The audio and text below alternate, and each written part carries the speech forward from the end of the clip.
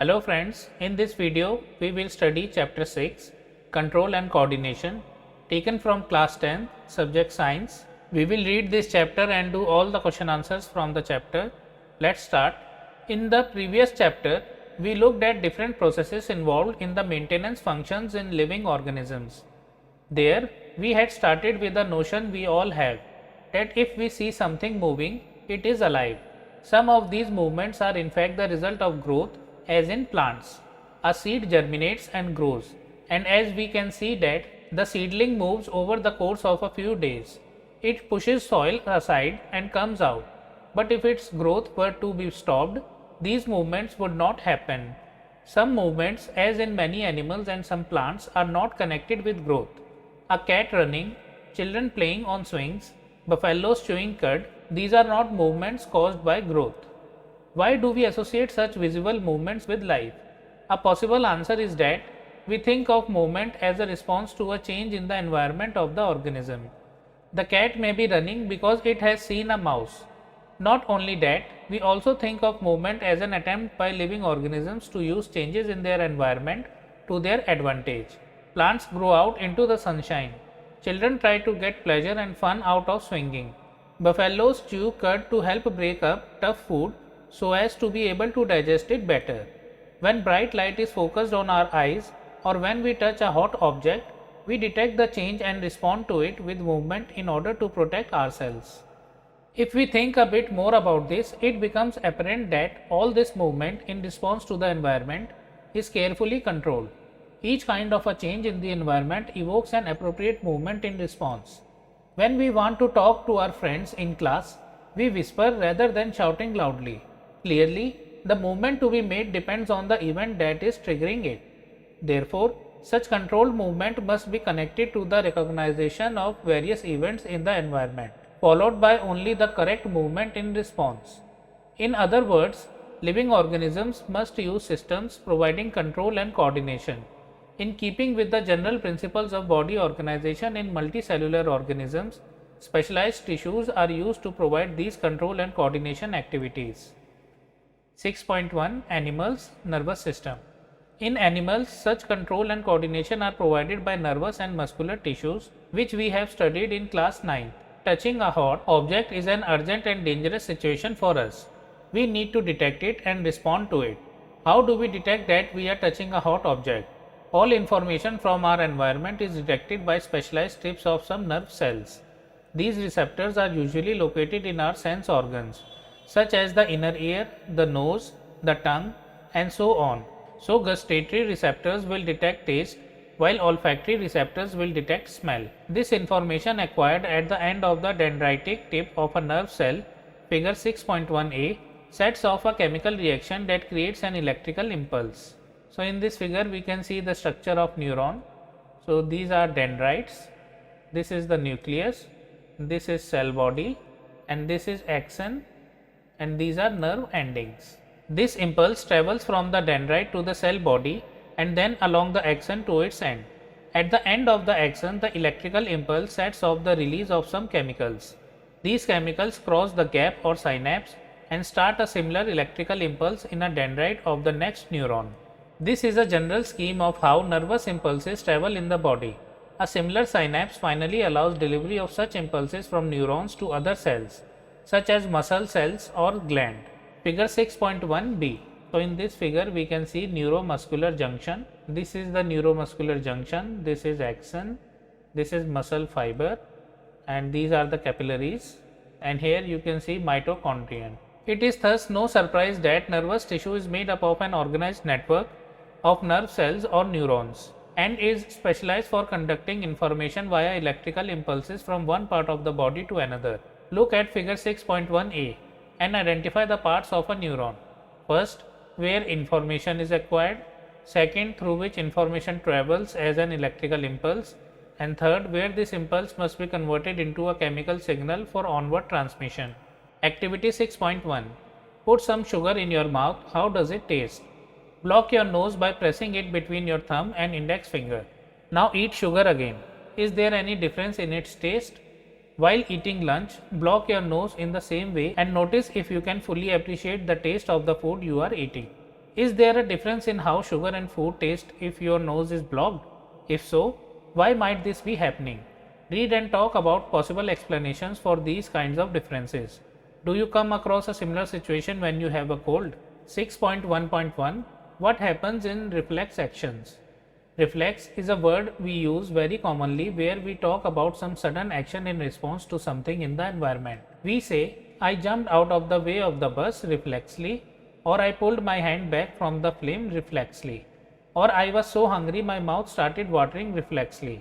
What exactly do we mean? A common idea in all such examples is that we do something without thinking about it or without feeling in control of our reactions. Yet these are situations where we are responding with some action to changes in our environment. How is control and coordination achieved in such situations? Let us consider this further. Take one of our examples. Touching a flame is an urgent and dangerous situation for us, or in fact for any animal. How would we respond to this? One seemingly simple way is to think consciously about the pain and the possibility of getting burned, and therefore move our hand. An important question then is, how long will it take us to think all this? The answer depends on how we think. If nerve impulses are sent around the way we have talked about earlier, then thinking is also likely to involve the creation of such impulses. Thinking is a complex activity, so it is bound to involve a complicated interaction of many nerve impulses from many neurons. If this is the case, it is no surprise that the thinking tissue in our body consists of dense networks of intricately arranged neurons. It sits in the forward end of the skull and receives signals from all over the body, which it thinks about before responding to them. Obviously, in order to receive these signals, this thinking part of the brain in the skull must be connected to nerves coming from various parts of the body. Similarly, if this part of the brain is to instruct muscles to move, nerves must carry this signal back to different parts of the body.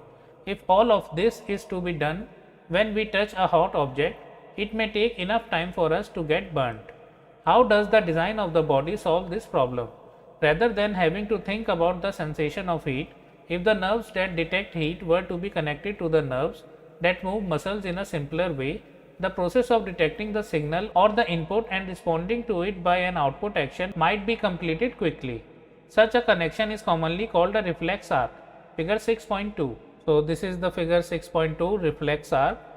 Receptors, heat, pain, receptors in skin, sensory neurons, spinal cord, message to brain, relay neuron, motor neuron, effector, muscle in arm. Can you now trace the sequence of events which occur when a bright light is focused in your eyes? Where should such reflex arc connections be made between the input nerve and the output nerve?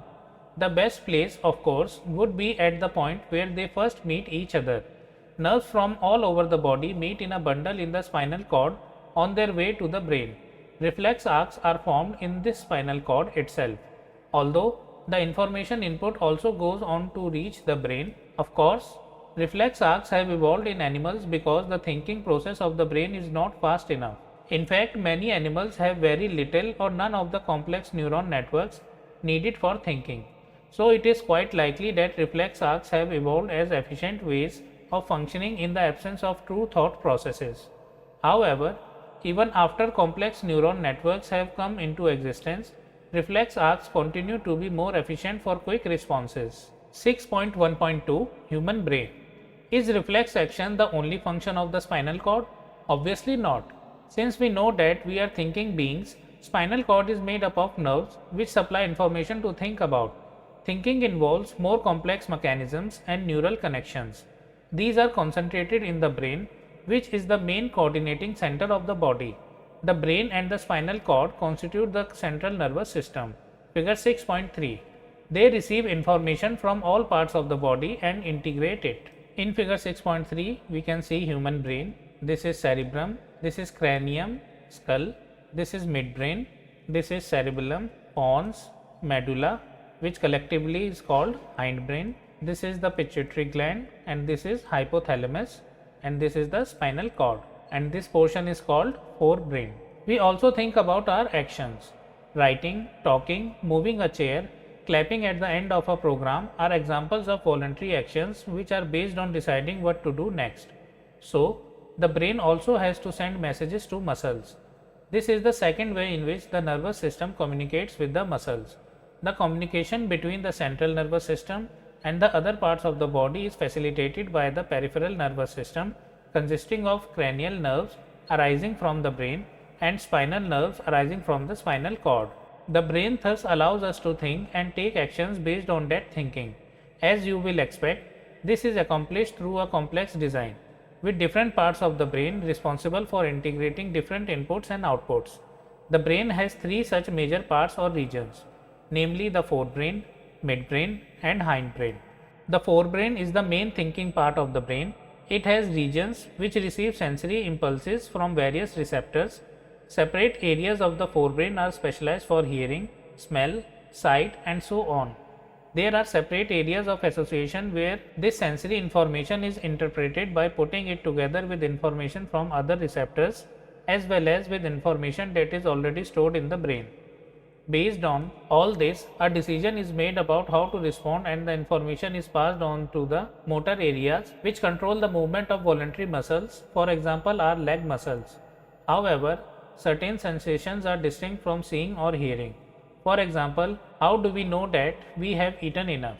The sensation of feeling full is because of a center associated with hunger, which is in a separate part of the forebrain. Study the labeled diagram of the human brain. We have seen that different parts have specific functions. Can we find out the functions of each part? Let us look at the other use of the word reflex that we have talked about in the introduction. Our mouth waters when we see food we like without our meaning to. Our hearts beat without our thinking about it. In fact, we cannot control these actions easily by thinking about them, even if we wanted to. Do we have to think about or remember to breathe or digest food? So, in between the simple reflex actions like change in the size of the pupil and the thought are actions such as moving a chair, there is another set of muscle movements over which we do not have any thinking control. Many of these involuntary actions are controlled by the midbrain and hindbrain. All these voluntary actions, including blood pressure, salivation, and vomiting, are controlled by medulla in the hindbrain. Think about activities like walking in a straight line, riding a bicycle, picking up a pencil. These are possible due to a part of the hindbrain called the cerebellum. It is responsible for precision of voluntary actions and maintaining the posture and balance of the body. Imagine what would happen if each of these events failed to take place if we were not thinking about it. 6.1.3 How are these tissues protected? A delicate organ like the brain, which is so important for a variety of activities, needs to be carefully protected. For this, the body is designed so that the brain sits inside a bony box. Inside the box, the brain is contained in a fluid-filled balloon which provides further shock absorption. If you run your hand down the middle of your back, you will feel a hard, bumpy structure. This is the vertebral column or backbone which protects the spinal cord. 6.1.4 How does the nervous tissue cause action? So far, we have been talking about nervous tissue and how it collects information, sends it around the body, processes information, makes decisions based on information, and conveys decisions to muscles for action. In other words, when the action or movement is to be performed, muscle tissue will do the final job. How do animal muscles move? When a nerve impulse reaches the muscle fiber must move. How does a muscle cell move? The simplest notion of movement at the cellular level is that muscle cells will move by changing their shape so that they shorten. So the next question is, how do muscle cells change their shape? The answer must lie in the chemistry of cellular components. Muscle cells have special proteins that change both their shape and their arrangement in the cell in response to nervous electrical impulses. When this happens, new arrangements of these proteins give the muscle cells a shorter form. Remember, when we talked about muscle tissue in class 9, there were different kinds of muscles such as voluntary muscles and involuntary muscles. Based on what we have discussed so far, what do you think the differences between these would be? Let's do these question answers. Question 1. What is the difference between a reflex action and walking? Answer. Reflex actions are the involuntary actions that occur in response to stimuli. They occur without involvement of conscious areas of brain. All the reflex actions are unconscious actions. Reflex action involves the brain and spinal cord of central nervous systems. On the other hand, voluntary actions are those which occur under the control of cerebellum of the brain. Walking is learnt as we grow.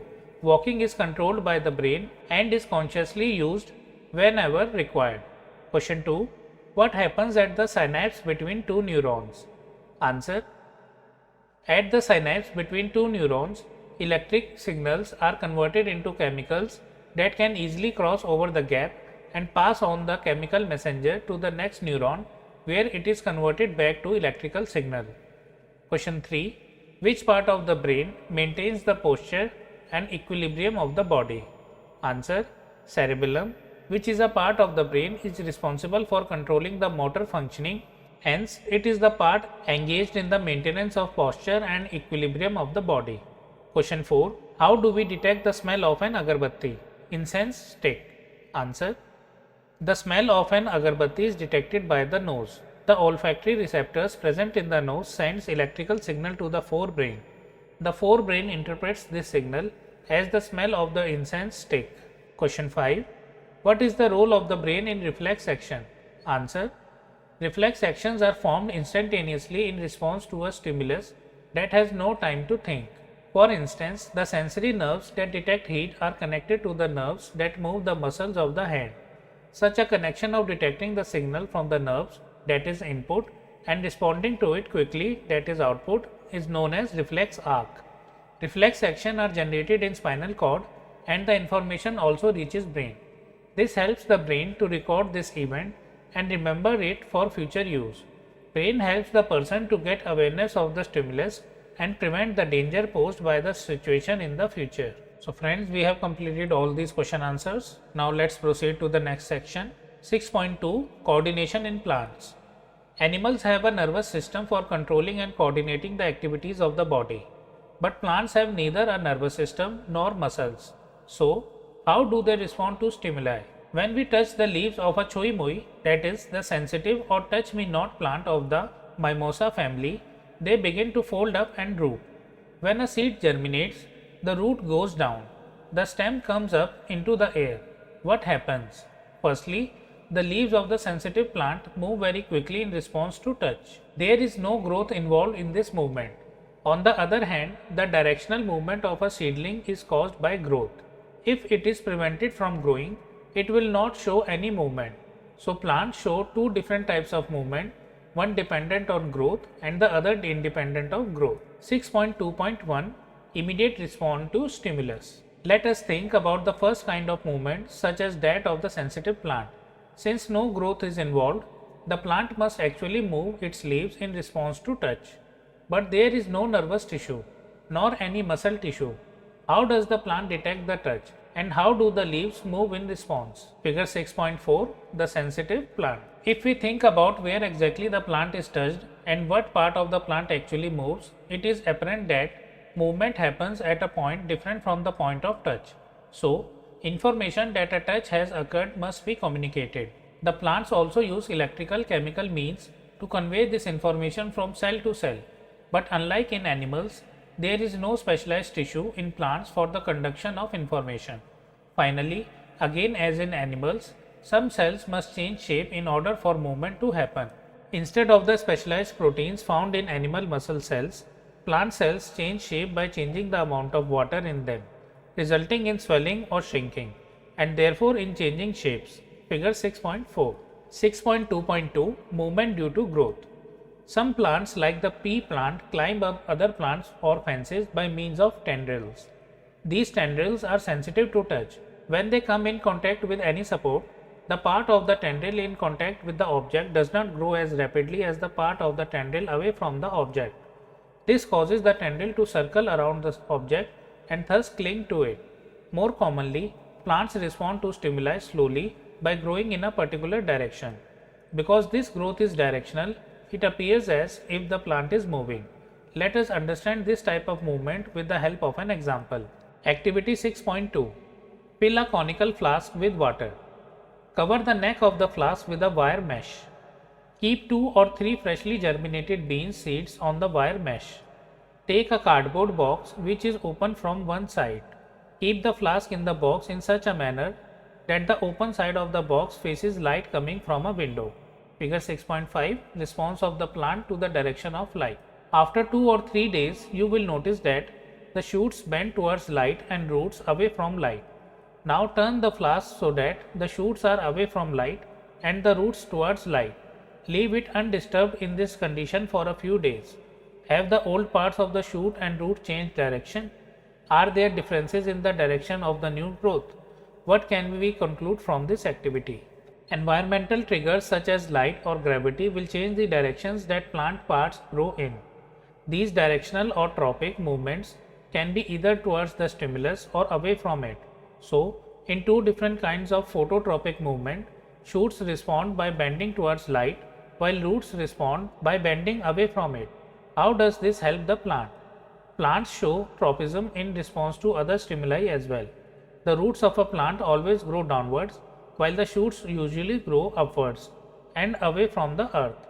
This upward and downward growth of shoots and roots respectively in response to the pull of earth or gravity is obviously geotropism. Figure 6.6 Plant showing geotropism. Negatively geotropic, positively geotropic. If hydro means water and chemo refers to chemicals, what would hydrotropism and chemotropism mean? Can we think of examples of these kinds of directional growth movements? One example of chemotropism is the growth of pollen tubes towards ovules, about which we will learn more when we examine the reproductive processes of living organisms. Let us now once again think about how information is communicated in the bodies of multicellular organisms. The movement of the sensitive plant in response to touch is very quick. The movement of sunflowers in response to day or night, on the other hand, is quite slow. Growth-related movement of plants will be even slower. Even in animal bodies, there are carefully controlled directions to growth. Our arms and fingers grow in certain directions, not haphazardly, so controlled movements can be either slow or fast. If fast responses to stimuli are to be made, information transfer must happen very quickly. For this, the medium of transmission must be able to move rapidly. Electrical impulses are an excellent means for this, but there are limitations to the use of electrical impulses. Firstly, they will reach only those cells that are connected by nervous tissue, not each and every cell in the animal body. Secondly, once an electrical impulse is generated in a cell and transmitted, the cell will take some time to reset its mechanisms before it can generate and transmit a new impulse. In other words, cells cannot continuously create and transmit electrical impulses. It is thus no wonder that most multicellular organisms use another means of communication between cells, namely chemical communication. If, instead of generating an electrical impulse, stimulated cells release a chemical compound, this compound would diffuse all around the original cell. If other cells around have the means to detect this compound using special molecules on their surfaces, then they would be able to recognize information and even transmit it.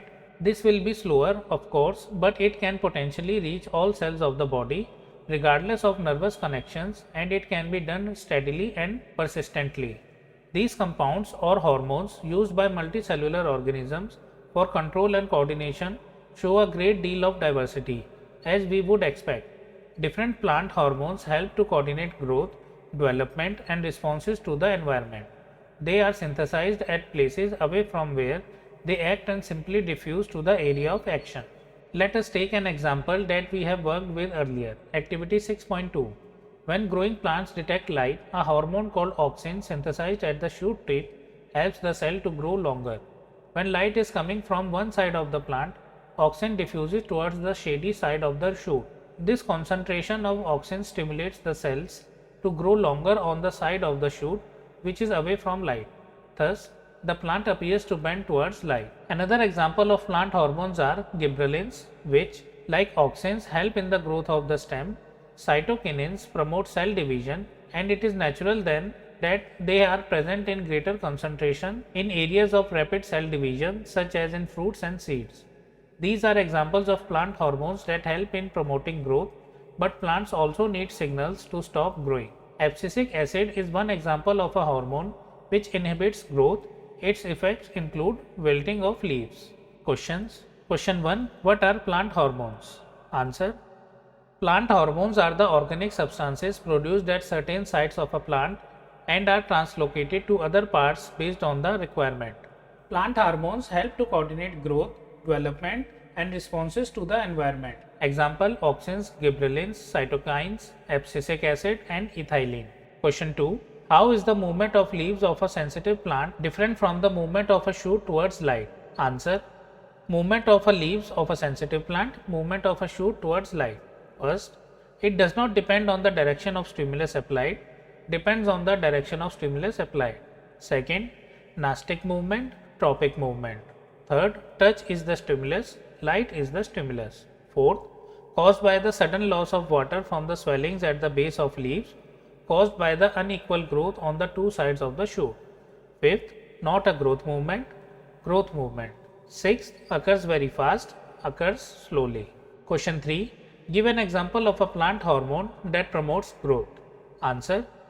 Auxins and gibberellins are the hormone responsible for the growth of plant. Auxins are responsible for the cell elongation in shoot and also regulate growth. Gibberellin is responsible for stem elongation and germination. Question 4. How do auxins promote the growth of a tendril around a support? Answer. Auxins are the plant hormones produced at the tips of shoots and roots. Auxins are present at the tip of tendrils. When tendrils are attached around any support, their growth is slowed down as auxins are sensitive to touch. This makes them move to the other side of the tip to get support. This makes the other side grow faster than the side of tendril in contact with the support, and the tendril bends towards the support. Question 5. Design an experiment to demonstrate hydrotropism. Answer. To demonstrate hydrotropism in plants. Procedure. Plant a seedling in a vessel containing soil. Second, adjacent to the seedling, put a porous pot containing water. Third, leave the set up for few days. Observation. On examining the roots, it is observed that roots bend towards the source of water and do not grow straight. Result. It confirms that plants show hydrotropism as the roots bend towards the porous pot of water. As hydrotropism is a plant growth response in which the direction of growth is determined by a stimulus of gradient in water concentration. So friends, we have completed all these questions. Now let's proceed to the next section. 6.3. Hormones in animals. How are such chemical or hormonal means of information transmission used in animals? What do some animals, for instance squirrels, experience when they are in a scary situation? Their bodies have to prepare for either fighting or running away. Both are very complicated activities that will use a great deal of energy in controlled ways. Many different tissue types will be used and their activities integrated together in these actions. However, the two alternative activities, fighting or running, are also quite different. So here is a situation in which some common preparations can be usefully made in the body. These preparations should ideally make it easier to do either activity in the near future. How would this be achieved? If the body design in the squirrel relied only on electrical impulses via nerve cells, the range of tissues instructed to prepare for the coming activity would be limited. On the other hand, if a chemical signal were to be sent as well, it would reach all cells of the body and provide the wide-ranging changes needed. This is done in many animals, including human beings, using a hormone called adrenaline that is secreted from the adrenal glands. Look at figure 6.7 to locate these glands. Figure 6.7, endocrine glands in human beings, A male and B female. So here are the adrenal glands situated in male and in female. Adrenaline is secreted directly into the blood and carried to different parts of the body. The target organs or the specific tissues on which it acts include the heart. As a result, the heart beats faster, resulting in supply of more oxygen to our muscles. The blood to the digestive system and skin is reduced due to contraction of muscles around smaller arteries in these organs. This diverts the blood to our skeletal muscles. The breathing rate also increases because of the contractions of the diaphragm and the rib muscles. All these responses together enable the animal body to be ready to deal with the situation. Such animal hormones are part of the endocrine system, which constitutes a second way of control and coordination in our body. Activity 6.3. Look at figure 6.7. Identify the endocrine glands mentioned in the figure. Some of these glands have been listed in table 6.1 and discussed in the text. Consult books in the library and discuss with your teachers to find out about other glands. Remember that plants have hormones that control their directional growth. What functions do animal hormones perform? On the face of it, we cannot imagine their role in directional growth. We have never seen an animal growing more in one direction or the other, depending on light or gravity. But if we think about it a bit more, it will become evident that even in animal bodies, growth happens in carefully controlled places. Plants will grow leaves in many places on the plant body, for example, but we do not grow fingers on our faces. The design of the body is carefully maintained even during the growth of children. Let's examine the other glands. This is the pineal gland, this is pituitary gland, this is hypothalamus, this is thyroid gland, this is parathyroid gland, this is thymus, these are pancreas, and these are testes. In females the above are same, but here we have ovary. Let us examine some examples to understand how hormones help in coordinated growth. We have all seen salt packets which say iodized salt or enriched with iodine. Why is it important for us to have iodized salt in our diet? Iodine is necessary for the thyroid gland to make thyroxine hormone. Thyroxine regulates carbohydrate, protein and fat metabolism in the body so as to provide the best balance for growth. Iodine is essential for the synthesis of thyroxine. In case iodine is deficient in our diet, there is a possibility that we might suffer from goiter. One of the symptoms in this disease is a swollen neck. Can you correlate this with the position of the thyroid gland in figure 6.7? Do you know? Hypothalamus plays an important role in the release of many hormones. For example, when the level of growth hormone is low, the hypothalamus releases growth hormone releasing factor, which stimulates the pituitary gland to release growth hormone. Sometimes we come across people who are either very short, dwarfs, or extremely tall, giants. Have you ever wondered how this happens? Growth hormone is one of the hormones secreted by the pituitary. As its name indicates, growth hormone regulates growth and development of the body. If there is a deficiency of this hormone in childhood, it leads to dwarfism. You must have noticed many dramatic changes in your appearance as well as that of your friends as you approach 10 to 12 years of age. These changes associated with puberty are because of the secretion of testosterone in males and estrogen in females. Do you know anyone in your family or friends who has been advised by the doctor to take less sugar in their diet because they are suffering from diabetes? As a treatment, they might be taking injections of insulin. This is a hormone which is produced by the pancreas and helps in regulating blood sugar levels. If it is not secreted in proper amounts, the sugar level in the blood rises, causing many harmful effects. If it is so important that hormones should be secreted in precise quantities, we need a mechanism through which this is done. The timing and amount of hormone released are regulated by feedback mechanisms. For example, if the sugar levels in blood rise, they are detected by the cells of the pancreas, which respond by producing more insulin. As the blood sugar level falls, insulin secretion is reduced. Activity 6.4. Hormones are secreted by endocrine glands and have specific functions. Complete table 6.1 based on the hormone, the endocrine gland or the functions provided. Table 6.1 Some important hormones and their functions. Hormone first, growth hormone. Endocrine gland, pituitary gland. Function stimulates growth in all organs. Then growth hormone, endocrine gland, thyroid gland. Functions regulates metabolism for body growth. Next hormone, insulin. Functions regulate blood sugar level. Hormone testosterone, endocrine gland, testis. Hormone testosterone, endocrine gland, ovaries. Function development of female sex organs, regulates menstrual cycle, etc. Adrenaline hormone, endocrine gland, adrenal gland, hormone releasing hormones. Function stimulates pituitary gland to release hormones. Let's do these question answers. Question 1. How does chemical coordination takes place in animals? Answer. Chemical coordination takes place in animals with the help of chemical messengers called hormones. Hormones are the chemicals that are secreted by specific endocrine glands. Hormones regulate the growth, development and homeostasis of the animals. Question 2. Why is the use of iodized salt advisable? Answer. Usage of iodized salt is advisable to avoid the deficiency of iodine If the intake of iodine is low, the release of thyroxine from the thyroid gland will be decreased. This affects fat, carbohydrate and protein metabolism. Thus, a person may have goiter if the intake of iodine is lowered. Question 3. How does our body respond when adrenaline is secreted into the blood? Answer. Adrenaline is a hormone secreted when a person is frightened or mentally disturbed. When adrenaline reaches the heart, heartbeat will increase to increase blood supply to our muscles. Adrenaline also increases the breathing rate because of contraction of diaphragm and the rib muscles.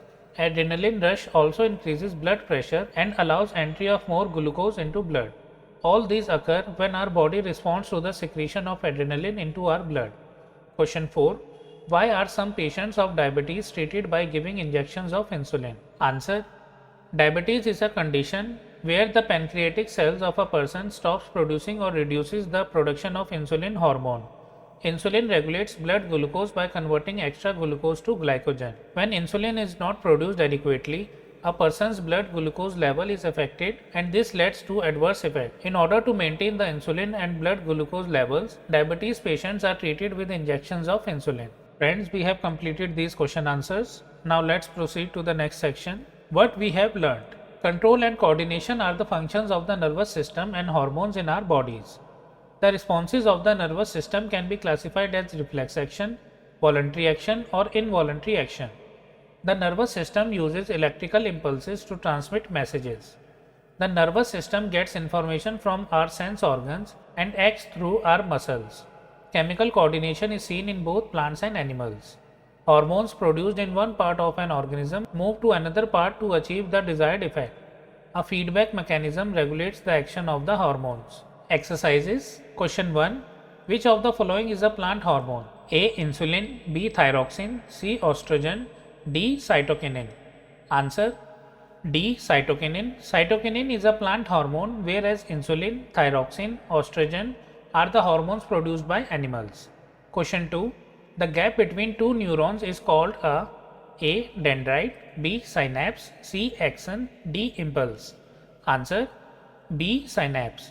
Dendrite is a short branch extension of a nerve cell along which impulses received from other cells at synapses are transmitted to the cell body. An axon or nerve fiber is a long, slender projection of a nerve cell or neuron in vertebrates that typically conducts electrical impulses known as action potentials away from the nerve cell body. The function of the axon is to transmit information to different neurons, muscles and glands. Impulse is an electrical signal that travels along axon. Question 3. The brain is responsible for A. Thinking, B. Regulating the heartbeat, C. Balancing the body, D. All of the above. Answer. All of the above. Brain is responsible for thinking, brain regulates the heartbeat and it balances the body. Question 4. What is the function of receptors in our body? Think of situations where receptors do not work properly. What problems are likely to arise? Answer. Receptors are present throughout our body, mainly in sense organs. Receptors collect the information about changes that happen around us and send the signal or information to the brain, which responds to the change detected. When receptors do not work properly, the environmental stimuli are not able to create nerve impulses and body does not respond. Question 5. Draw the structure of a neuron and explain its function. Answer. Neurons are nerve cells which are functional units of the nervous system. Three main parts of the neurons are dendrites, axons and cell body. Dendrite detects information and sends it to cell body. Cell body maintains growth of the cell. Axon conducts messages away from cell body and signal to next neuron. Question 6. How does phototropism occur in plants? Answer. Directional movement and growth of plant in response to light is called as phototropism. Phototropism occurs due to increased auxin on the dark side and decreased auxin on the illuminated side. Because of presence of more auxin, a leaf in the darker side grows faster, causing it to bend towards the source of light. Question 7. Which signals will get disrupted in case of a spinal cord injury? Answer. In case of a spinal cord injury, signals coming from the nerves as well as the signals coming to the receptors will be disrupted. Both these signals meet in a bundle in the spinal cord. Hence, both these signals get disrupted. Question 8. How does chemical coordination occur in plants? Answer. Plant growth, development and responses to the environment is controlled and coordinated by a special class of chemical substances known as hormones. Hormones are produced in one part of the plant and are transported to all the needy parts of the plant. The 5 major types of phytohormones are auxins, gibberellins, cytokinins, abscisic acid and ethylene. These phytohormones are either growth promoters such as auxins, gibberellins, cytokinins and ethylene, or growth inhibitors such as abscisic acid. Question 9. What is the need for a system of control and coordination in an organism? Answer. There are various organs in an organism. These organs must be carefully controlled and coordinated for the survival of an organism. In the body of an organism, various fluids are secreted from the glands of the endocrine system. These hormones are responsible for the overall growth and development of an organism.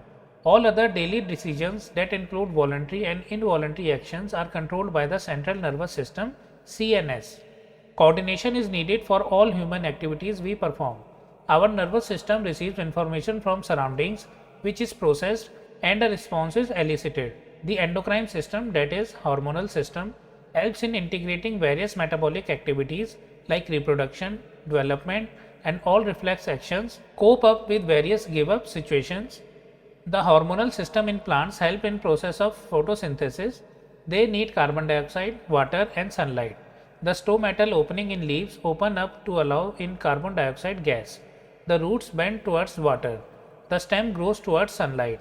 And the tendrils in climbing plants are supported by the hormonal system of the plant body. Thus, we need a control and coordination system in an organism. Question 10. How are involuntary actions and reflex actions different from each other? Answer. Reflex actions and involuntary actions. First, rapid automatic responses to a stimulus without the conscious involvement of the brain. Involuntary actions occurs without the consciousness of an organism. Reflex actions controlled by spinal cord. Involuntary actions controlled by midbrain or medulla oblongata. Third, reflex actions very quick and instantaneous. Involuntary actions relatively slower. Fourth, reflex actions may involve any muscle or a gland. Involuntary actions involves only smooth muscles. Fifth, reflex actions can be conditioned. Involuntary actions cannot be influenced by external conditioning. Reflex actions examples: blinking of eyes, salivation. Involuntary actions examples: beating of heartbeat, blood circulation. Question 11. Compare and contrast nervous and hormonal mechanism for control and coordination in animals. Answer. First, nervous control. It consists of nerve impulses between PNS, CNS and brain. Hormonal control. It consists of the endocrine system which secretes hormones directly into blood. Second, nervous control. Here response time is very short. Hormonal control. Here response time is very long. Third, nervous control. Nerve impulses are not specific in their action. Hormonal control.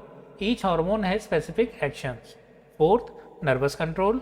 The flow of information is rapid. Hormonal control. The flow of information is very slow. Question 12. What is the difference between the manner in which movement takes place in a sensitive plant and the movement in our legs? Answer. First, movement in sensitive plants. The movement in a sensitive plant is a response to stimulus, that is touch, which is an involuntary action. Movement in our legs is a voluntary action.